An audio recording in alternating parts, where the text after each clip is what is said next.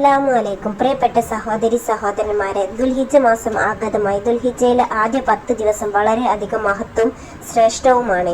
നബി സല്ലല്ലാഹു അലൈഹി വസല്ലമ പറഞ്ഞു, ദുൽഹിജ്ജയിലെ ആദ്യ 10 ദിവസങ്ങളിൽ നന്മ ചെയ്യാൻ അള്ളാഹു വളരെയധികം ഇഷ്ടപ്പെടുന്നു. അനസ് റളിയല്ലാഹു അൻഹു നിന്നുള്ള നിവേദനം.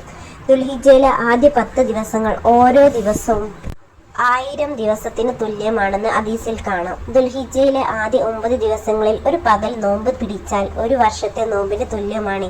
അതിലെ ഒരു രാത്രി നിസ്കരിച്ചാൽ ലൈലത്തുൽ ഖദറിൽ നിസ്കരിച്ചതിന് തുല്യമാണ്.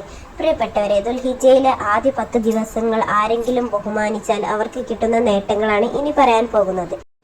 ഷെയ്ഖ് ജിലാനി റളിയല്ലാഹു അൻഹു പറയുന്നു, ഹിജ്റയിലെ ആദ്യ 10 ദിവസങ്ങൾ ബഹുമാനിച്ചാൽ 10 ബഹുമതികൾ നൽകി അള്ളാഹു ആദരിക്കും.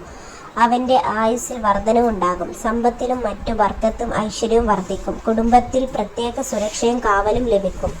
പാപങ്ങൾ അള്ളാഹു പുറത്തു തരും. ചെയ്യുന്ന സൽക്കർമ്മങ്ങൾ ഇരട്ടി പ്രതിഫലം ലഭിക്കും. മരണപ്പെടുന്നവർക്ക് മരണവേദന കുറഞ്ഞു കിട്ടും. അള്ളാഹുവിൻ്റെ നൂർ അവൻ്റെ ജീവിതത്തിൽ ഉടനീളം ഉണ്ടാകും.